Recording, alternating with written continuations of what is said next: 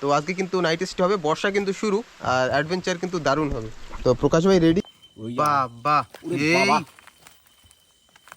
এই ভিতরে ঢুকবে তো অসুবিধা হয়ে যাবে।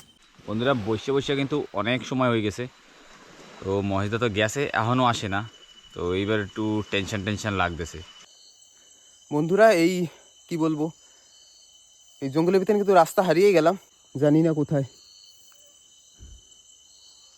যাওয়ার সময় তো চলে গেছি, কিন্তু আসার সময় জানি না কোথায় ভুল করে ফেলেছি, এখন আর রাস্তা খুঁজে পাচ্ছি না।